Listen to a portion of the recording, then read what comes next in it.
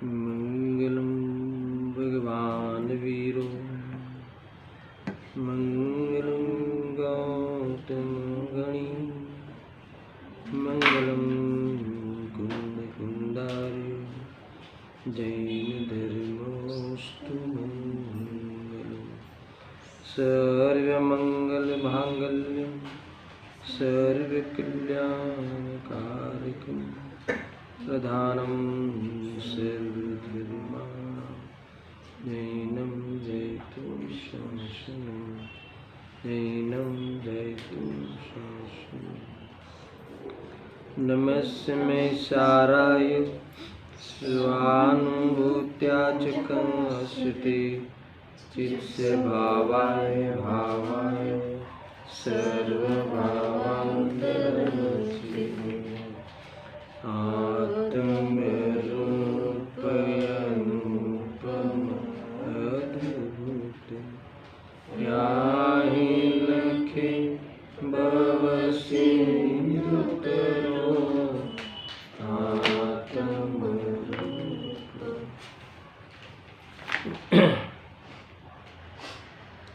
समय सार बंद अधिकार गाथा 280 पर दोनों आचार्यों की टीका समाप्त हुई। जो गुरुदेव जी के प्रवचन के कुछ अंश पढ़ेंगे, इसमें अद्भुत बात आई है। देखो, पाठ करते हुए आगे बढ़ते हैं। कभी राग द्वेष विमोह अगर कसाय भाव जो निज विषय ज्ञानी स्वयं करता नहीं इससे न तत्कारक बने। यहाँ मूल रागादि भाव का कर्ता कौन है? कि ज्ञानी नहीं है। ज्ञानी रागादि भाव का कर्ता क्यों नहीं है? क्यों? ये बात कहाँ से आई कि जितना भी व्यवहार है, जितना भी व्यवहार रत्नत्रय का राग है, सारा का सारा त्याज्य है, त्यागने योग्य है। पहला नंबर 1, त्यागने योग्य क्यों है? क्योंकि उसका फल बंद है। अच्छा, कैसे त्यागे? तो कि निषेध, इसका निषेध कैसे करे? तो कि निश्चय के आश्रय से इस व्यवहार रत्नत्रय का निषेध किया जाता है। यहाँ से चलता है विषय। अब आपने सुना ना, पहले से सुन रहे हो ना? ठीक, कि ये यानी ऐसा कहना है, इसको अगर सरल भाषा में लेवे तो जितने हमारे पूजा पाठ, भक्ति, तप, व्रत तप आदि का विकल्प आता है, वह सब छोड़ने योग्य है ही। तो कैसे छोड़े? पाप में जाके छोड़े कि कैसे छोड़े? क्योंकि स्वरूप में जाते ही, वितराग होते ही, स्वरूप में लीन होते ही इस सब भावों का त्याग हुई। ये विधि है। ठीक है, तो मूल विषय तो वहीं से चल रहा है। तो ये विषय वहाँ से चलते चलते अभी ये बात आई कि जो राग त्यागने योग्य है, मगर ये राग आया कहाँ से? तो कि शुद्धात्मा में से तो आता नहीं है। राग का कारण कौन है? क्योंकि आत्मा तो, अर्थात तो स्वभाव तो राग का कारण हो नहीं सकता, और पर के कारण राग होता नहीं। पर कभी राग कराता नहीं, घर कभी घर राग नहीं कराता। घर तुम्हें कहता है कि मुझे अपना मानो, तुम मेरे प्रति राग करो, शरीर कहता है। तो फिर राग आया कहाँ से? तो कि स्वभाव को भूलकर पर का संग करे। बहुत बड़ी बात है। मैं पुनः ले रहा हूँ पूर्व का थोड़ा सा है। खुद का स्वभाव को भूलकर पर को अपना माने, पर का संग करना है, पर में एकत्व बुद्धि करके रागादि द्वारा रागादि रूप अपने को किया जाता है, अथवा तो रागादि रूप आत्मा को करता हुआ अपने को दुखी करता है। जहीं भी दुख का कारण यही है जैसे हम अपने पिता को माता को अपना माने, दुख चाहो, माता को बीमारी आई है इसलिए दुख है कि माता को अपना माना है इसलिए दुख आया, ये है रहस्य। हमें लगता है कि माता को बीमारी आई है ना, तकलीफ हो रही है इसलिए दुखी हो, ऐसा नहीं। हमने अपने स्वभाव को अथवा अपने को उस माता के जीव से अथवा माता से पृथक नहीं जाना, है ना। मैं चैतन्य स्वरूप हूँ ऐसा अनुभव नहीं किया, मगर उस माता को मैंने अपना मानकर राग आदि किया अथवा राग रूप आत्मा को किया अथवा तो दुखी किया। ये हमें समझ भी नहीं आता आज तक कि हमने आत्मा को दुखी किया, है ना। सेवा करने का राग, संभालने का राग, पहले तो मैं संभाल सकता हूँ ऐसा माना, फिर संभालने का राग किया, यानी आत्मा को दुखी किया। गजब की बात है, संभालने के राग से दुखी किया, राग से है ना भाई, राग से दुखी हुआ ना। सारी दुनिया में कई लोग बीमार होते हैं तो सबको संभालने का राग क्यों नहीं आता? ऐसे तो कई लोग बीमार है ना।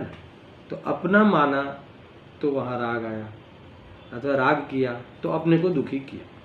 तो ये कहते हैं, मूल गाथा भी तो ये है 280वीं गाथा। ये सब पहले का विषय थोड़ा बताया कि 280वीं गाथा में कहते हैं कि ज्ञानी इस स्वभाव को जानता हुआ, है ना, क्या स्वभाव को जानता हुआ, ये मूल बात है। स्वभाव को जानता हुआ यानी आत्मा शुद्ध चैतन्य स्वरूप है, वह राग का कारण नहीं है और परसंग करता हुआ ही जीव रागादि रूप परिणमता है, वस्तु का स्वभाव है, ये नियम है।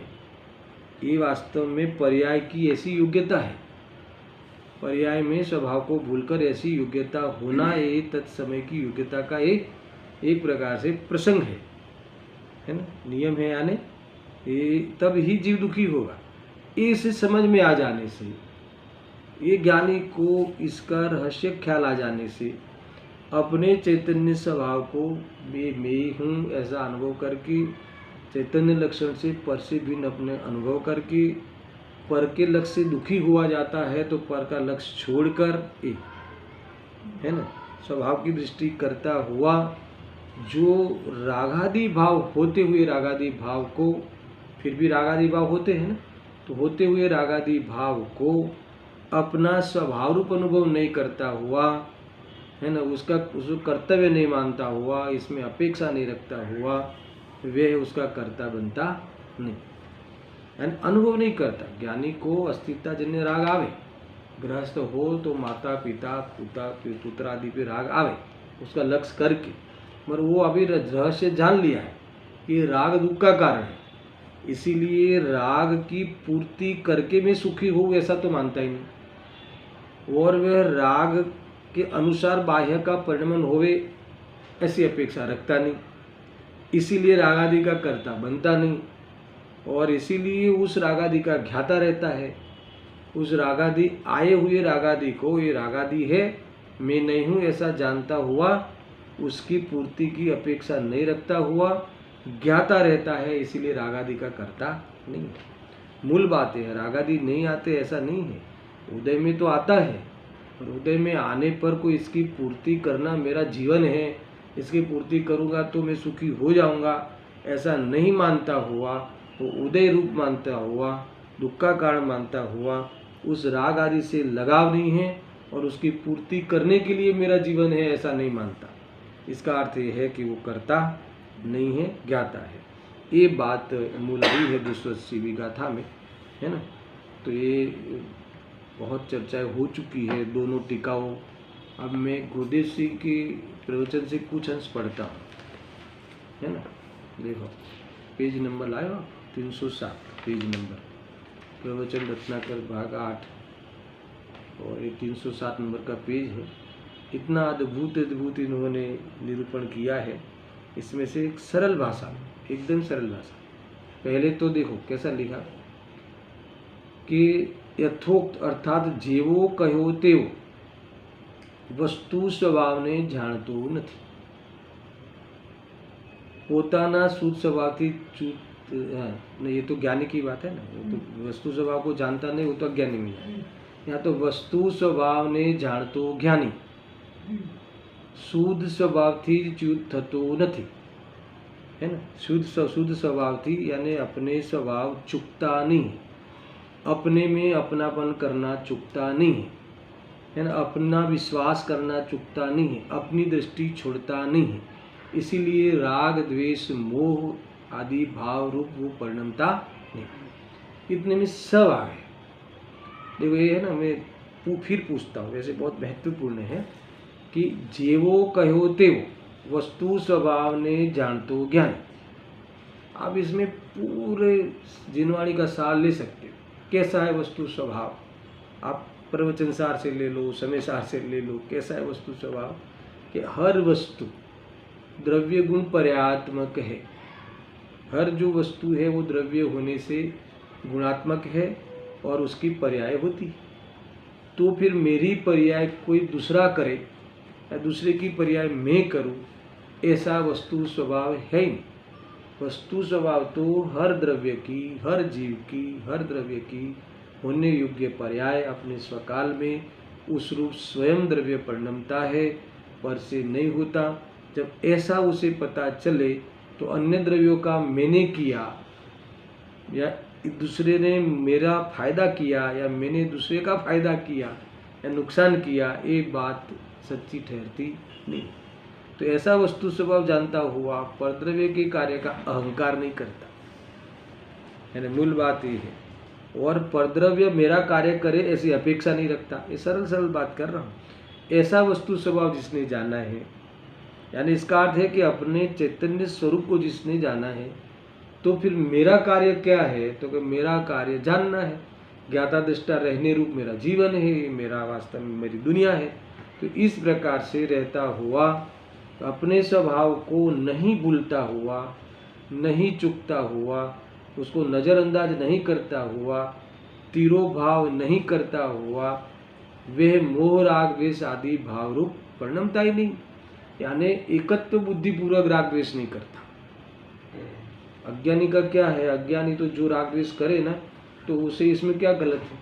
हमने जो राग द्वेष किया, हमने जो राग में इच्छा की, हमने जो द्वेष करके वो सामने वाले का अहित इच्छा, इसमें क्या गलत है। पहले तो गलत ही नहीं मानता और मैं कर सकता हूँ ऐसा मानता। तो इस प्रकार से वह मिथ्यात्व सहित राग द्वेष करता है। यहाँ का विषय लेवे तो वह पूजा पाठ आदि जो करते हैं, तो पूजा पाठ व्रत तप आदि जो करते हैं, तो वो करते करते मोक्ष हो जाएगा ऐसा मानता है। अथवा ये मैं कर सकता हूँ और ऐसा करने से ही मुझे क्या मिलेगा, सुख मिलेगा, ऐसा मानता हुआ एकत्व बुद्धि पूर्वक ही पूजा करता है कि मिथ्यात्व करता है। ये अभी पता नहीं, लोगों को लगता है कि पूजा करता है। यहाँ कहते हैं कि मिथ्यात्व करता है। मिथ्यात्व यानी अपराध करता है। अब कौन माने, ये कौन माने पूजा करे, शीत चक्र विधान पढ़ावे मंदिर में, है ना, और ये कहे कि विधान से हमारे सब दुख दूर हो जाएगा, कोविड दूर हो जाएगा, है ना, ऐसा मानता हुआ अगर वो करे तो वो पूजा कर रहा है कि मिथ्यात्व कर रहा है। अब बताओ प्रकाश लाल, अगर कोई ऐसा कहे, अब सुनो, तो वो मंदिर में अगर हम ऐसा कह देवे, ऐसी कामना पूर्वक अपेक्षा पूर्वक अगर जो पूजा करे, वो मिथ्यात्व है, अपराध है ना, वास्तव में दोष है, सर्वज्ञ भगवान के विरुद्ध में किया जाने वाला कार्य है, धर्म के विरुद्ध है, अधर्म। अभी यही बात में भारी पड़े। अब ज्ञानी को पूजा पाठ भाव आता है, पर इससे एक कामना नहीं रखता, और ये फिर इससे भिन्न जो वितराग भाव है वो ही आनंददायक है ऐसा मानता हुआ वितरागी होते जाता है। हर अंतर मुहूर्त में मुनिराज वितरागी होते जाते, अपनी वितरागता बढ़ाते जाते, छठवें गुण स्थान के अनुकूल आने वाले राग को छोड़ते जाते। अभी उनको क्या छोड़ना रहा, अब सारा घर गृहस्थी तो है ही नहीं, तो फिर अब क्यों पुरुषार्थ करते हैं। तो कि अभी इनको अभी भी ये जो 28 गुण पालन का भाव, राग, ये भी प्रवचन आदि लिखने का, कहने का भाव जो आता है, ये कयो भाव है, राग भाव है, अधर्म भाव है। राग भाव है એટલે अधर्म, यानी धर्म नहीं। धर्म के साथ होने वाला, रहने वाला, ये वास्तव में व्यवहार धर्म कहो अर्थात तो अधर्म कहो अथवा तो आश्रव तत्व कहो, वो है। तो उसे छोड़ते हुए स्वरूप कैसे छोड़ेंगे? स्वरूप में रहेंगे, छूट गया, है ना। स्वरूप में रहा तो उत्पन्न ही नहीं हुआ, इसका नाम त्याग। इस प्रकार से मोह राग द्वेष आदि रूप भाव रूप वो करते नहीं हैं, और जो आते हुए अपनी भूमिका के अनुसार आते हैं तो उसको अपना, उसकी क्रेडिट नहीं लेते। इसीलिए मैं धर्मात्मा हूँ ऐसा नहीं मानते। कोई भी मुनि मैं निर्ग्रंथ हूँ इसलिए मुनि हूँ ऐसा माने तो वह मुनि नहीं है। मुनि होते तो निर्ग्रंथी है, मगर नग्नता के कारण माने और वितराग ही नहीं होवे तो मुनिपना तो वितरागता है।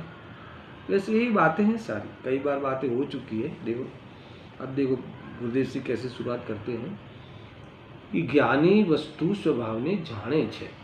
अब क्या जानता क्या है? तो सबसे पहले तो भगवान आत्मा, देखो लिखा आहा, भगवान आत्मा एकली पवित्रतानो पिंड प्रभु अतीन्द्रिय आनंदनो रसकंच हवे आ एने केम बेसे।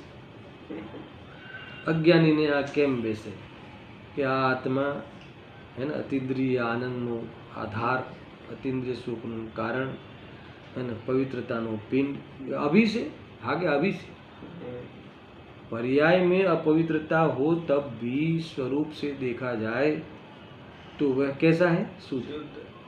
देखो एक गटर है, गटर में 1 करोड़ का हीरा गिरा है,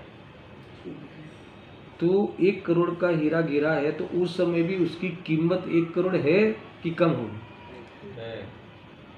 अगर 1 करोड़ से कम हो जाए तो हम वहां से उठाएंगे नहीं। वो गंदगी के साथ भी रहा हुआ हीरा हम क्यों वहां से उठाते हैं? कि हमें भरोसा है कि गंदगी होने के काल में भी वो 1 करोड़ का ही है। अब क्या करे? अब वो गंदगी दूर करेगा, है ना, और 1 करोड़ का जो हीरा है उसको उपलब्ध करेगा। बस यही है स्टाइल, समझ में आया ना। इसीलिए आप कहते हैं कि आत्मा केवो छे। शक्करियाનું उदाहरण આપ્યું છે, शक्करकंद गुरुदेवश्री, है ना। और वासव और उन्होंने वो भी सावधान कराया कि एक कटकी मां आनंद का जीव होय छे, मगर ये खाने लायक नहीं है, मगर उदाहरण दिया क्योंकि है ना लोग इसे मानते हैं ना, शक्करकंद, शक्करियु है ना, कंद है ना, कंद है वो अभक्ष है लिखा। आ शक्करकंद शक्करियु एकली साकरनो मीठासनो पिंड छे। भगवान आत्मा वैसा ही है, तेम भगवान आत्मा एकला ज्ञाननो ने आनंदनो पिंड छे।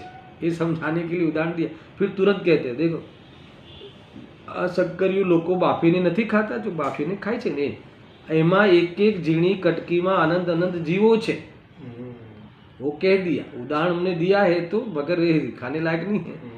पर इसका जो है ना ऊपर की छाल है लाल कलर की, है ना, वो छाल के अंदर देखा जाए तो शक्कर का कंद है। ऐसे ही ये पुण्य और पाप भाव क्या है? छिलका। तो पुण्य पाप भाव जो है, पाप भाव और पुण्य भाव छिलके है। तो इसके अंतर्गत उससे भिन्न ये आत्मा, देखो बहुत बड़ी बात है, उससे भिन्न ये आत्मा शकरकंद यानी सुख का पिंड, ज्ञान का पिंड है। कैसे? देखो पुण्य भाव और पाप भाव की अपेक्षा नहीं रखोगे। पुण्य भाव और पाप भाव मलिनता है, दोनों एक समान है, दोनों संसार के कारण है ऐसा मानते हुए उसके उदय की अपेक्षा ही नहीं रखेगी। पाप परिणाम की वांछा नहीं और पुण्य के उदय की भावना नहीं तो पाप परिणाम में जीव क्या मानता है? पाप परिणाम में सुख मानता है और पुण्य परिणाम उसका कारण मानता है कि पुण्य से हमें भोग की सामग्री मिलती है और भोग की सामग्री से हमें आनंद मिलता है। ये है, यही चल रहा है ट्रेंड अज्ञानी का। पुण्य परिणाम ने धर्म माने छे। अब पुण्य परिणाम से क्या मिलता है? भोग की सामग्री। पुण्य परिणाम का फल से बाह्य में भोगने की सामग्री। ये भोग को क्या मानता है? भोग में आनंद मानता है। और वे इसीलिए भोग की सामग्री किससे मिली? पुण्य के परिणाम से। तो पुण्य को परिणाम को धर्म मानता है ना, धर्म से हमें क्या मिला? बाहर में भोगने की चीजें मिली, ऐसा मान रहा है। यहाँ कहते हैं कि ये तू फंसा, ये तो बाह्य चीजें है, इसका हमें निषेध नहीं है ऐसा नहीं, ये है, मगर न वो धर्म है, यानी न वो वास्तव में शांति का कारण है, न वो सुख का कारण है। अगर तू पुण्य पाप को समान माने, समान यानी दोनों है ना, वास्तव में वो संसार का बीज है, ऐसा अनुभव करे और उसकी अपेक्षा ही नहीं रखे तो स्वाधीन जीवन। पुण्य का उदय आवे तो भी हमें क्या, पाप का उदय आवे तो भी हमें क्या, उदय उदय में है। अरे पाप परिणाम आवे तो भी हमें उसका कोई डर नहीं यानी हम विज्ञान नहीं छोड़ेंगे। पुण्य का परिणाम आवे तो हमें उसकी रुचि नहीं, हमें उससे कोई काम नहीं। जो इतनी स्वाधीनता निरपेक्षता अंदर में रखे उस जीव को दुनिया में कौन दुखी करे, बताओ। बहुत बड़ी बात है ना, समझ में आया। तो ये अगर इससे परे देखे तो इसके रहित क्या रहा। कोई कहे कि इसके रहित तो दुनिया जीरो हो गई, कि नहीं, इसके रहित तेरी पूरी दुनिया रही। अगर तू इससे रहित देखे तो तुझे स्वाधीनता मिली। तो ये स्वाधीनता कहाँ से आई, क्योंकि स्वाधीनता ये तेरा तत्व ही स्वाधीन है, वो पुण्य का उसे कोई मोहताज नहीं है। ये चेतन को चेतन रहने में, चेतन को सदा रहने में दो चीजें, तुम्हें चेतन रूप रहने में और हमेशा रहने में तुम्हारे आयु कर्म का मोहताज नहीं है। कितनी जबरदस्त बात है, बराबर ध्यान से सोचना भाई। यानी ये देखो, ज्ञानी को फिर से कह रहा हूँ कि पाप का उदय आवे, मान लो सुनना, तो हमें क्या फर्क पड़ रहा है। हमें तो अपना आत्मा का काम करना है, इसमें बाहर की चीज़ों की तो जरूरत ही नहीं है। ऊपर से इससे तो एकत्व छोड़ने का नाम धर्म है, समझा। और पुण्य का उदय आवे तो हमें उसका कोई काम नहीं, भले ना आवे अरबों रुपये आवे, मगर हमें जब आत्मा में जाना है, मुनि बनना है, तो हमें इसकी आवश्यकता नहीं। सुनना, और वो जो पाप का परिणाम आवे तो कोई हमें डरने वाले नहीं है। उदयगत आ गए तो मैं वेद्या छोड़ने वाला नहीं, एक ये इसका नाम डरना नहीं। उदयगत पाप का परिणाम आ जावे तो तुम अपने को निराश होके ये वेद ज्ञान छोड़ नहीं देना। नहीं तो कि इतना सोचते हैं तो भी परिणाम आ ही जाता है। अरे वो परिणाम आ ही जाता है तो ये जुदा में जुदा, ये जुदा मानने की जो रीत है, नीति है, वो मत भूलना। तुम तो अपने में डटे रहे, और पुण्य परिणाम आवे तो प्रशंसा चाहिए नहीं हमें। तो अब मुझे बताओ कि वो जीव को दुखी कौन करे, कौन दुखी करे। उदय से तो हटा दिया, अपने परिणाम जो आते हैं वो शकरकंद है ना, उसके ऊपर की छाल, वो तो लाल लाल छाल है ना, वो छिलके के अंदर शकरकंद। ऐसे पुण्य परिणाम जहाँ हो रहे हैं जिस आत्मा के प्रदेशों में, वहाँ ही ये आत्मा, ये स्वाधीन आत्मा चैतन्य रूप से सदा रहने वाला अनंत शक्तियों का धारक मैं वहाँ है ना हूँ, ऐसी सिद्धि होती है, ऐसी प्रसिद्धि होती है, ऐसा प्रूव होता है, ऐसा दान होता है, इसका ध्यान होता है। अब मुझे बताओ, ये करे जिसको, अब इस दुनिया से क्या। अब देखो ऐसा है, अगर हम ऐसा नहीं भी करते हैं, मान लो हमें अपना आत्मा का ध्यान अर्थात ये भिन्न वस्तु से भिन्न अनुभव नहीं करते हैं, तो भी वस्तु तो ऐसी ही है। कैसी है वस्तु, कि तुम्हारी नहीं होने रूप ही है। कौन सी संयोग, तुम्हारे नहीं होने रूप ही है। तो हमने कल्पना कर दी है, ये मेरे आए कि नहीं, ऐसा ही है। देखो ये जो अभी हुआ ना अपने अन्ना जी का जो भी हुआ आपने बीच में से, तो पहले हम ऐसा कहते थे कि आप तो ब्रह्मचारी है, आपके तो एक भी बेटा नहीं है ना, ब्रह्मचारी के बेटा होता नहीं, मगर सबसे ज़्यादा बेटे आपके हैं, क्योंकि सारे वो स्टूडेंट को अपना मानते थे। अब मुझे बताओ कि स्टूडेंट के प्रति उनको राग था, बहुत विकल्प था, सब कुछ था। अब जैसे हम सुबह 2 दिन पहले मिले, फिर रहे नहीं, तो इस दुनिया के साथ जो जहाँ रह रहे थे उनके साथ उनका क्या नाता, गए फिनिश। क्या मतलब रहा, क्या मतलब, यहाँ आए थे, हम मिले थे, हमारे यहाँ रहते थे, इसका क्या मतलब, उनको भी क्या मतलब, हमें भी क्या मतलब। देखो ये ताकत वाली बात तो ये है, हजारों लोगों को पढ़ाया या नहीं पढ़ाया है ना, तो उससे क्या मतलब, यहाँ की कोई मतलब नहीं है, क्योंकि इसके साथ संबंध ही नहीं। मगर जो ऐसा मानता हुआ अनुभव करे, उसे दुनिया में किस बात का दुख है। दुख ये एकत्र से ही होता है। हमें लगता है कि संयोग कम हो गए इसलिए दुखी। यहाँ कहते हैं कि तू संयोग की कामना करता है इसलिए दुखी। दुखी होने की फॉर्मूला ही जुदी है।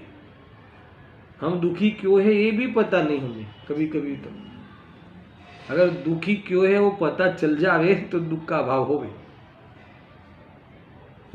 हाँ, हम आज भी उदय को जुटाने का प्रयास करते हैं। ये कहते हैं कि उदय की दृष्टि छोड़ने का प्रयास करते हैं, सुखी होना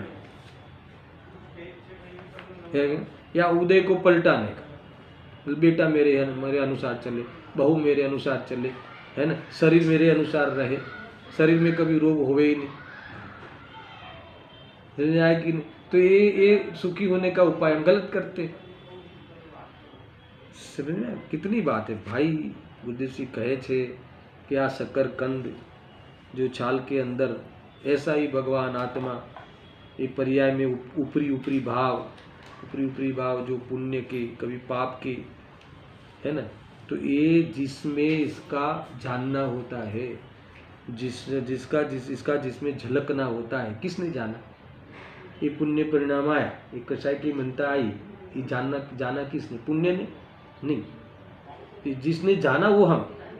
तो जाना वो तुम हो, तो वो पुण्य परिणाम तो उसमें तो जानने की कोई, है ना, अंश भी नहीं है, जानने की निशानी भी नहीं है। तो तुम कैसे उसका फल के लिए तुम कैसे अधिकार जता सकते हो? तो जो हम अपना अधिकार, सच्चा अधिकार जताए, तो मुझे बताओ कि अपना ये छिलके के पीछे, है ना, ये पाप परिणाम और पुण्य परिणाम के पीछे जिसमें जानना होता है वो मैं हूँ, वो ऐसा अनुभव करे, वो शक्कर कंद है ना, वो वास्तव में चैतन्य, चमकता हुआ चैतन्य पिंड है, ऐसा अनुभव करना चाहिए। ऐसा देखो कितनी जबरदस्त बात है। हाँ, તેથી પર્યાયમાં થતા પુણ્ય પાપરૂપ વિકલ્પોની છાલને ન જુઓ। કેટલી સરળ ભાષા, જરા બંધ કરાવો તેમ પર્યાયમાં થતા પુણ્ય પાપરૂપ વિકલ્પોની છાલને ન જુઓ એટલે શું? एक एक पंक्ति का अर्थ करो। पुण्य पाप की छाल को मत जुओ, यानी यही थोड़ी देर पहले कहा ना, उस पुण्य परिणाम में मेरे तो कैसे भाव रहते हैं, मैं तो रात्रि में भोजन नहीं करता, मैं तो ये करता, तो कि तू उसको मत देख ऐसा, उससे अपनी वैल्यू मत कर, उसको लेके तू आत्मा, तू महान है ऐसा अनुभव मत कर। वो तो औदिक भाव है, आज आया है कल उससे विरोध में आ जाएगा, अरे वितरागी हो जाएगा तो रहेगा नहीं। जो अरहंत सिद्ध हो गए, है ना, वो मुनिराजों को अभी रात्रि में भोजन नहीं करूंगा ऐसा विकल्प है, तो वो विरागी नहीं आएगा। और तेरे तो अगर आत्मा की अनुभूति नहीं है और थोड़ी कसाई की मनताई है, दबी हुई कसाई है, भड़क जाएगी तो कल वापस तू दूसरी लाइन में घुस जाएगा पापों में। कुछ दम नहीं है इसमें। ये कह रहे देखो, तो ऊपर पुण्य और पापरू विकल्पों छालने न जुओ, यानी उससे अपने को मत नापो, अर्थात बंद करो उसे, और उन भावों से इसकी क्रेडिट मत लो। ये कह रहे हैं छालने मत जुओ, इससे भिन्न अपने को देखो। आते हैं तो आते हैं, ना नहीं, पर आते हैं वो क्या है और मैं क्या हूँ, इतनी सेंस, इतना विवेक हमारे पास आ जाए, इसका नाम धर्म। ऐसा नहीं पाप का परिणाम अभी दबा दो, उसको आना ही नहीं चाहिए, और पुण्य परिणाम तो मना ही किया है। अरे मना किया है यानी स्वभाव से भिन्न है, यानी मेरे स्वभाव में नहीं है ऐसा निषेध करना है, यानी दृष्टि में निषेध हो गया। समझ में आया ना? फिर जो वो आया है और मैं, दोनों के बीच में कोई फायदा और है ही नहीं ऐसा। इससे इतना पराया कर दो, क्योंकि पराया है, इतना विवेक हो गया, ज्ञान में विवेक हो गया, श्रद्धा में स्वभाव की प्रतीति हो गई, और चारित्र में स्वभाव की रमणता हो गई। बात खत्म, तुम्हारा मोक्ष मार्ग का प्रारंभ हो गया। इतनी अच्छी बात है, समझ में आया कि नहीं? देखो, छालने न जुओ, ये पुण्य पाप रूप के सामने मत देखो, है ना। तो भगवान आत्मा अंदर एकलो अतीन्द्रिय ज्ञान ने आनंदनो पिंड छे, ऐसा सक्करियानी बात बेसे, पर आ बेसू महाकठिन पड़े। गुरुदेव के सक्करिया की बात तो बराबर, हाँ बराबर है। और ये तुझे छिलका नहीं लगता, पाप पुण्य के भाव छिलका नहीं लगता, छिलका निकाल ही देते हैं ना भोजन में, तो निकाल देना तब तो उसमें भोजन होगा ना उसका आत्मा का, तो भोग सकता है। पाप पुण्य में रहते हुए आत्मा का भोग नहीं होता, भोग नहीं होता यानी शांति नहीं मिलती। पाप पुण्य के परिणाम में जब तक रचे पचे रहोगे तब तक उस विकल्पों में से निर्विकल्प जब तक नहीं होगा तब तक शांति नहीं मिलती है ना। अरे जितने छिलके हैं, जितनी भी चीजें हैं लौकिक में भी, वो छिलके और उसका अंदर का मेन चीज दोनों भिन्न है, ऐसा जानना चाहिए।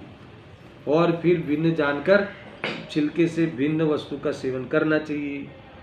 वो तो गुरुदेव के ये तो बराबर खबर छे, त्या तो बराबर खबर छे, मगर ये आत्मा के बारे में देखो, ये मुझे बताओ कि ये हमें पुण्य परिणाम जोर से आते हैं, 5 लाख दे दो, 10 लाख दे दो, 2 करोड़ दे दो, इनको ये मंदिर बनवा दो। हमें इसमें लगता है कि इतने विकल्प में रहने में अशांति है। ये कह रहे हैं कि जब तक उसमें रचे पचे रहोगे तब तक तुम्हें शांति नहीं होगी। पहले तो उसमें ही, उससे ही तुम्हें अब अनुभव करोगे, है ना। तो तुम मैं दानी ऐसा अनुभव करोगे तो मैं गायक हूं उसका अनुभव नहीं होगा। ये कह रहे, देखो आगे पढ़ता हूं। अहीं कहे छे કે એ દેખો આવા પોતાના સ્વભાવને જ્ઞાની જાણે છે કે હું છિલકા વગરનો, पाप पुण्य मेरे कुछ नहीं लगते, और ऐसा जिसमें जानना होता है ना, वो मैं हूँ। और ऐसा जो वेद ज्ञान हुआ वो वेद ज्ञानी है, वो ज्ञानी है। आवो जेने अनुभव थाय छे ए रागादीनो करता बनतो नहीं, यानी करता बनतो नहीं यानी कर्ता रूप से अनुभव नहीं करता, अर्थात तो अपने रूप अनुभव नहीं करता। वास्तव में उसे कुछ लेना ही देना नहीं। कितना भी बाहर में उदय आवे, पुण्य का उदय आवे, ज्ञानियों को क्या मतलब है, उसे रस नहीं है। देखो અહીં કહે છે આવા પોતાના સ્વભાવને જ્ઞાની જાણે છે। આહા હા, હું ચિદાનંદ રસકંદ પ્રભુ સુદેહ જ્ઞાયક સ્વભાવી આત્મા છું એમ જ્ઞાની જાણે છે। આ પુણ્ય પાપના ભાવ અને પુણ્યના ફળમાં, સાંભળ દેખના સુનના, આ પુણ્ય પાપના ભાવ અને પુણ્યના ફળમાં 5-50 કરોડની સંપત્તિ, फिर क्या धूड़ मड़े, ये सुनना। अभी इसकी क्या इसमें दृष्टि है, ये मारा आनंदनु स्थान नहीं, बस ये हमें पता होना चाहिए। वो मिला, अच्छा वो पुद्गल का पिंड है यानी धूल है, हमें उसमें से समझना कि आनंदनु स्थान नहीं, ये बहुत बड़ी बात। 5-25 करोड़ मिले, मारा आनंदनु स्थान नहीं। देखो ये सिद्धि करो, तुम्हें आनंद का स्थान लगता है ना, तो सिद्धि करो कि आनंद कैसे हुआ। अगर मिल जावे तो चिंता बढ़ती है कि वैराग्य बढ़ता है। कैसा कि अभी ऐसा कभी हुआ कि नहीं, इस साल तो बहुत कुछ मिला है तो अब थोड़ा वैराग्य लेकर है ना धर्म ध्यान करें, ऐसा होता है? धर्म ध्यान बाह्य में प्रतिकूलता हो तो भी होता है। तो हमारा मूल मोटिव, मूल एजेंडा अगर धर्म ध्यान करना हो, समझ आया कि नहीं, तो क्या मतलब है, तो बाह्य में क्या। देखो ये तो बहुत बड़ी बात, आनंद का स्थान। जब तक तुम्हें आनंद का स्थान लगेगा तब तक तुम्हें आत्मा प्राप्त नहीं, यानी वो छिलके में ही तुम रुके, यानी मूल बात तक, मूल चीज तक नहीं पहुंचोगे, उसका सेवन नहीं करोगे तो कैसे तुम्हारे संतोष होगा। देखो ये बात अंदर के अभिप्राय बदलने की है। उदय में क्या पलटोगे, उसका नाम ही उदय है। पलटना है हमारा अभिप्राय, पलटना है हमारी सोच, ऐसा है जबरदस्त है। देखो आवा पोताना स्वभावने ज्ञानी जाने छे। आहा हा, केवा हूँ चिदानंद स्वरूप प्रभु सुदेह ज्ञायक स्वभावी आत्मा છું એમ જ્ઞાની જાણે છે। આ પુણ્ય પાપના ભાવ અને પુણ્યના ફળમાં 5-50 કરોડની સંપત્તિ, ધૂળ મળે, कभी धूल लगा, ऐसा है, धूल मरे એ મારા આનંદનું સ્થાન નથી. તો આનંદનું સ્થાન ક્યાં છે? इससे तुम्हारा प्रेम छूटे, इससे प्रेम नहीं छूटे तब तक. और फिर किससे प्रेम होगा? स्वभाव को, स्वभाव से प्रेम लिखा है.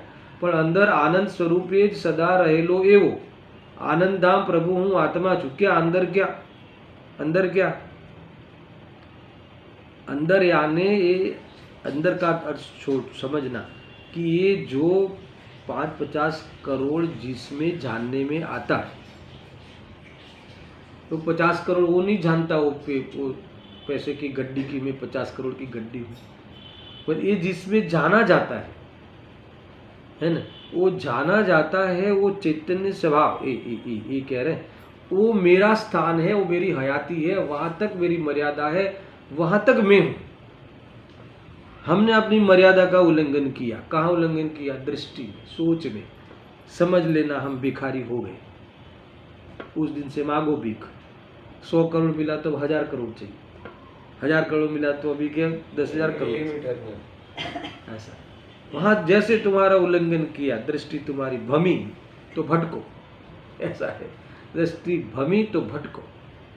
अगर दृष्टि सही हो गई तो बाहर का एक कैरेक्टर है, निभाते हुए नैतिकता से तुम्हारा अपना अंतरंग का काम, यानी वो जो ज्ञान तुम्हें पकड़ में आया है ना, उससे सेवन करने का भाव और उसमें रहने का आनंद वही ले सकता है. इसलिए ज्ञानी बाह्य के योगों का, उदयों का, है ना, कभी ध्यान नहीं करता, कभी उससे मिला के अनुभव नहीं करता, उसका कर्ता बनता नहीं है.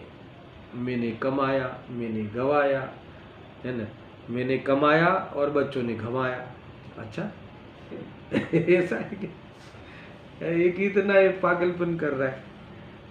नहीं, हमने तो कुछ नहीं कमाया, बच्चों ने कमाया. क्या कमाया? क्या कमाया? लक्ष्मी ने अधिकार वधता सुवध्यु ते तो कब सुवध्यु. सुबह में बात चल रही थी ना, एक सुबह में सब कह रहे थे कि पहले जब, है ना, जब बाल बच्चे नहीं थे और ऐसा था तब इतना स्वाध्याय होता था. फिर ऐसा लगा कि नहीं बाल बच्चे होंगे तो शांति हो जाएगी, तो बाल बच्चे हुए तो क्या बढ़ा. अभी पहले 8 घंटा स्वाध्याय करते थे, अब 2 घंटा हो गया. नुकसान किया कि फायदा किया? अब वो कैसे बैठेगा, कैसे उठेगा, कैसे कमाएगा, कहाँ सेट होगा कि नहीं होगा, अब उसमें उपयोग चला जा रहा है. तो क्या बढ़ा? संसार देवापनु संसार नर देह निहारी. क्या बात है. देखो विधवापन, देखो इसमें हमने उपयोग लगा दिया. देखो ऐसा नहीं है कि वो चीज़ों के कारण संसार बढ़ा. इसमें संग करने से, इसमें भ्रांति करने से, उसमें भ्रम करने से. ऐसा नहीं है कि बाल बच्चे आए और बाहर में धन आया तो हमारा संसार बढ़ा, मगर उससे हमें अपना बढ़ा ऐसा माना तो ये तुम्हारा संसार बढ़ा. आज से तुम्हारा संसार ऐसा. कितना जबरदस्त. थोड़ा तुमने स्थान चुका, दृष्टि भटकी तो बात खत्म, तो भटकने का मार्ग प्रारंभ हो गया. यानी हमने अपने दुखी होने का प्रोग्राम बना लिया. अब ये इससे ज्यादा क्या बात है. हमने स्वयं ने अपने को दुखी किया. कोई और तो कर ही नहीं सकता. देखो स्वभाव में से दुख आता नहीं. पहले पढ़ के आए ना, आत्मा कभी अपने को राग करावे नहीं, स्वभाव कभी अपना स्वभाव राग का कारण बने नहीं, और पर राग करावे नहीं. अगर पर राग कराता तो आज तक सिद्धालय में एक भी सिद्ध नहीं होता. कोई दीक्षा ही नहीं लेता. कोई माता चाहती नहीं कि मेरा बेटा दीक्षा ले. कोई चाहे क्या? तीर्थंकरों की माता भी एक बार तो कह दी थी कि बेटा अभी मत जाओ जंगल में, है. तो देखो, अगर पर द्रव्य तुम्हें राग कराता, ये तो तुम स्वयं राग करते हो. हमें ख्याल में आ गया कि मैं चोटा हूं पर द्रव्य को, तो छूटने के लिए तुम तैयार हो जाओ कि अरे मैं छूटना क्या है, मेरे नहीं है वो, मेरे वो मुझे टिका नहीं सकते, मैं उसको टिका नहीं सकता. उसका पाप पुण्य उसके पास, मेरा पाप पुण्य मेरे पास. और ये पाप पुण्य में जहाँ है वहाँ पाप पुण्य भी क्षणिक है और मैं ध्रुव समाप्त, तुम्हारा संसार का सफाया। इतना ही है। अभिप्राय बदलो, सोच बदलो, आनंद करो, चला जाएगा जीवन, है ना। जिसके लिए हम मिलते हैं, है ना, वो नहीं मिलने हैं, कुछ नहीं। जीवन लगाओ, इसमें बल आना चाहिए बहुत। देखो ये बहुत ही महत्वपूर्ण है कि हमें ये बात पसंद आई है प्रकाश भाई, सुनना। ये हमें ये बात मिली है, उससे भी ऊंची बात है कि हमें पसंद आई है, यानी ये हमें सत्य भासी हुई है। मिलना तो बहुत बार हुआ, ऐसा नहीं है कि बात पहली बार मिली, पर हमें है पीछे का ढेर भरा। हाँ ढेर भरा, पीछे तो पूरे सुमेरु पर्वत हो जाए इतना। मगर ये बात आज हमें सत्य मिली, उससे ज़्यादा हमें सत्य सुनते ही आनंद आता है कि हाँ कितनी सच्ची बात। कम से कम हमें लगता है कि सत्य की हमें प्रसन्नता होती है ना। और ये प्रसन्नता होती है, और वो प्रसन्नता के साथ अगर हमारी श्रद्धा जिस दिन जुड़ जाए, कमाल हो जाए। दुनिया में कोई, है ना, चिंता करने का कारण हो तो बताओ, चिंता करने का कारण भ्रम के अलावा कुछ हो तो बताओ, है ही नहीं। ऐसा है देखो, मगर ज्ञानी को भ्रम है नहीं, भ्रम नहीं इसलिए ज्ञानी है। ज्ञानी को वेद ज्ञान है और अज्ञानी को भ्रम है, इतना अंतर है तो दोनों आत्मा, जाति में तो अंतर ही नहीं। ऐसा है नहीं हो। हाँ, ये तो इतनी बात समझ में आ रही, देखो, है ना, कि ये जो ये हमारा आनंद स्थान न थी, है ना, इतनी बात हुई। अब आगे पढ़ता हूँ। इनका कहना यह है, गुरुदेव जी का, अहो आवा पोताना स्वरूपने जाणतो अनुभव तो ज्ञानी शुद्धात्मा थी च्युत थतो नहीं। यानी बाहर में इतने ढेर लग जाए या बाहर में एक टाइम भोजन का भी व्यवस्था नहीं हो तो भी स्वभाव से च्युत नहीं होता, चूकता नहीं, विचलित नहीं होता। क्योंकि विचलित होने का कारण तो तब बने कि मुझे जो कार्य करना है उसका कारण समाप्त हो जाए। मुझे कौन सा कार्य करना है? मुक्ति। और मुक्ति का कारण कौन? मेरा स्वभाव। अगर वो समाप्त हो जावे तो चिंता का विषय, वो ये कहते कभी होता नहीं। और तुम जो तुम्हारी दुनिया का आधार तुमने जिसे बनाया है वो तो 100% वियोग होना है। हमने अपना जीवन की रचना जिसके आधार से मानी है वो तो, है ना, कल्पना ही है। ये कह रहे हैं, समझ आया कि नहीं? ऐसा कह रहे। इसीलिए जब ज्ञानी ने तो अब रहस्य जान लिया है, इसीलिए देखो, मैं इसको और खोलूं ना, इसीलिए कोई सगड़ी रख दे वे सर पे, इसीलिए कोई वाघ से आके, है ना, शरीर फाड़ खाए तो भी स्वभाव से च्युत होते नहीं, अविश्वास करते नहीं कि मैं मर जाऊंगा, अरे मेरी साधना अधूरी रह जाएगी। क्यों? क्योंकि जो मैं हूँ उसको वो छू नहीं सकता, सी वाघ सगड़ी। समझ में आया कि नहीं? और जो मैं हूँ वो छू नहीं सकता वो, और जो मैं हूँ वो मैं ही हूँ, ऐसा अनुभव करता हुआ वह च्युत नहीं होता, यानी चूकता नहीं, विचलित तो होता।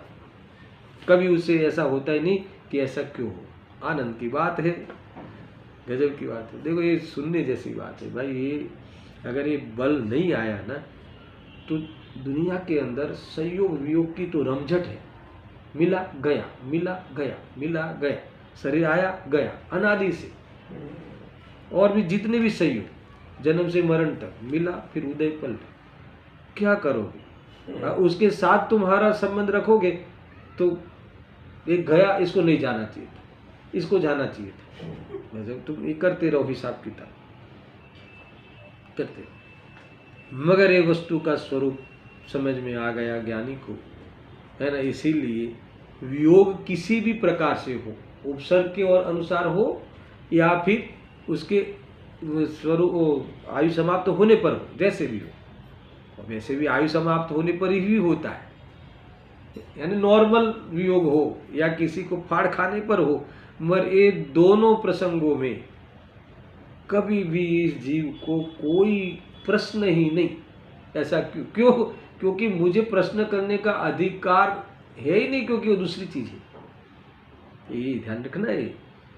क्यों ऐसा, क्यों शरीर नहीं टिका? अरे तुझे ये सोचने का अधिकार किसने दिया? दूसरी चीज को तू सोच कैसे सकता है? ये जितना सोचना है ना, ये सब सोचते हैं, ये सब निमित्त नैमित्तिक है, और वास्तव में राग का प्रसंग है ना? ये हम देखो, आप खबर देखने को आए, ठीक है, माँ की खबर देखने पाए, ये कौन सा प्रसंग है? राग का प्रसंग यानी पता है, दुख का प्रसंग। यही समझना चाहिए ऐसा है। अब इसको अगर समझ जावे कि होता ही नहीं, वो शरीर संयोग से, आत्मा का संयोग से निकल जाने पर भी हमें कोई भी हमारी शिकायत ही नहीं है। ऐसा क्यों? क्योंकि मैं कैसे शिकायत कर सकता हूँ उस चीज की कि जो चीज पे मेरा अधिकार नहीं है ना? और जो मेरी चीज है उसका कभी व्यय होता नहीं, इसका कभी नाश होता नहीं। उत्पाद व्यय द्रव्य युक्तम सत्य। ऊपर से हर पर्याय, हर कालखंड में मेरी मौजूदगी, हर कालखंड में। ऐसा कौन सा कालखंड है कि तुम वहां नहीं हो? बताओ, ऐसी कौन सी ज्ञान की पर्याय है कि वहां तुम नहीं मौजूद हो, तुम वहां नहीं पधारे हो? बताओ। तो ये आनंद की बात है, मेरी सत्ता न्यारी है सबसे, और हमारे से अपने स्वभाव से अभिन्न है। मुझे किसी की पड़ी नहीं है, और मुझे किसी की दरकार की कोई मतलब नहीं। ऐसा ज्ञानी जानता हुआ अस्थिरता जन्य राग द्वेष आ जावे या संयोग का वियोग हो जावे तो भी स्वभाव से च्युत होते नहीं है। ऐसा नहीं होता कि मैं इतना इतना भगवानों को याद करता हूँ, इतना पढ़ता हूँ, पढ़ाता हूँ, अरे मेरे साथ ही ऐसा क्यों? क्या है तेरे साथ? क्या हुआ तेरे साथ? जीव ये बाहर के संयोगों की आकांक्षा से इस धर्म पे वो भरोसा हटा देता है। आटलो आटलो धर्म करिए, आटलो आटલું સાંભળીએ, આટલું આટલું, તો આટલું આટલું સાંભળીએ એ બધી ચીજો મળે એટલા માટે છે કે આટલું સાંભળીએ એટલા માટે કે બધી ચીજ મારી છે નહીં, નક્કી કરવા માટે છે? तो ये वियोग होवे तो भी मुझे क्या, संयोग होवे तो भी मुझे क्या? अगर ये तुम्हारी चाल आ जाए, बल आ जाए, ये तुम्हारी श्रद्धा का अगर तुम्हारा दीदार आ जाए तो तुम सबसे बड़े महापुरुष हो, मोक्ष मार्ग में तुम्हारा प्रवेश है। अगर इसके अलावा कुछ नहीं है दुनिया में, है ना? ऐसा ही है, दुनिया चलती रहेगी। बाकी अगर तुम्हें ये अगर बल आज प्रकट नहीं किया तो आयु समाप्त हुई। પછી ગુરુદેવ સિદ્ધાર્થ કે क्या कुकरी सुकरी में पड़े लख्यू છે आमा, ये बनिया है ना? इसे वो मांस और दारू तो खाता नहीं, इसलिए नरक तो जाएगा नहीं, है ना? और धर्म करने आता नहीं, है ना? इसीलिए कोई शुभ भाव इतना है नहीं। बस आखो दिवस व्यापार आड़े नवराज नहीं, એટલે આડું શરીર તિર્યંચમાં જઈ કુકરી સુકરીમાં જઈ પડશે। અરે રે, ये ऐसा वैराग्य, अरे रे तू શું કરે છે, तू શું करे છે, ऐसा। इसीलिए ये गुरुदेव जी ने इसमें मूल कहा कि ज्ञानी उस भावों का कर्ता क्यों नहीं है, क्योंकि उस भाव से उनको कोई मतलब नहीं है, क्योंकि उन भावों के साथ भिन्नता भासी है। इन भावों से भिन्न मेरा चैतन्य राजा और उसका होने वाला ज्ञान अभिनंदन करता हुआ दुनिया में सदा प्रवर्तता है, प्रवाह रूप से रहता है। ऐसा अनुभव करता हुआ ज्ञानी के ज्ञान के आटे में, है ना, वो राग आदि आ जावे तो जान लेते हैं ये राग है, यानी मैं नहीं हूँ। ऐसा अनुभव करते हुए शिकायत नहीं होती तो राग भी इनके यहाँ रहता नहीं, भी तो जो है ना चला जाता है कि ये मेरे काम का नहीं है। ये व्यक्ति राग समझ जाता है कि इसके यहाँ मेरा कोई काम नहीं है, चलो कोई दूसरा घर ढूंढे। सामान्य बात है, उसमें सेंस ही नहीं है। यानी राग हमारे पास आने के लिए राग की ताकत नहीं, इतना ज्ञानी अंदर में ज्ञान तपता है। ऐसी अद्भुत बात है। ये तो थोड़ा प्रारंभ भी हुआ है ना, थोड़ा आगे पीछे का विषय में लिया है। इसीलिए कल 2-4 पॉइंट और है, हम उसे पढ़ते हुए कल समाप्त करेंगे 280वीं गाथा। और इसके बाद ये जो तो फिर राग कौन करता है, इसके बाद 281 गाथा श्लोक रख दिया है, कौन करता है, तो क्या अज्ञानी करता है। राग करता है मालूम है? अज्ञानी राग करता है। अज्ञानी अपने आत्मा को दुखी करता है और ज्ञानी अपने आत्मा को सुखी करता है। समझ आया ना? अज्ञानी द्वारा आत्मा को सुखी किया जाता है और अज्ञानी द्वारा आत्मा को दुखी किया जाता है। ये है। तो अज्ञानी और आत्मा पता नहीं, मैं चैतन्य वो पता नहीं, पर को अपनाता है अपने रूप से और बस कल्पनाएं करता है और अपने आत्मा को दुखी करता है। हमने क्या किया? पूरे जीवन अपने आत्मा को दुखी करने का धंधा किया। ये कह रहे हैं किसने? अज्ञानी ने। देखो, उदय से कोई मतलब नहीं है, कोई मतलब नहीं है। उदय में ऐसा आ जावे कि है ना, हमें क्या मतलब है? उदय में जो आना वो उदय का कहानी है, हमारी कहानी नहीं है। इतनी अद्भुत बातें हैं, बाकी चर्चा हम कल करें। सहजानंदे शुद्ध स्वरूपी अविनाशी आत्मस्वरूप, सहजानंदे शुद्ध स्वरूपी अविनाशी आत्मस्वरूप, सहजानंदे शुद्ध स्वरूप अविनाशी आत्मस्वरूप।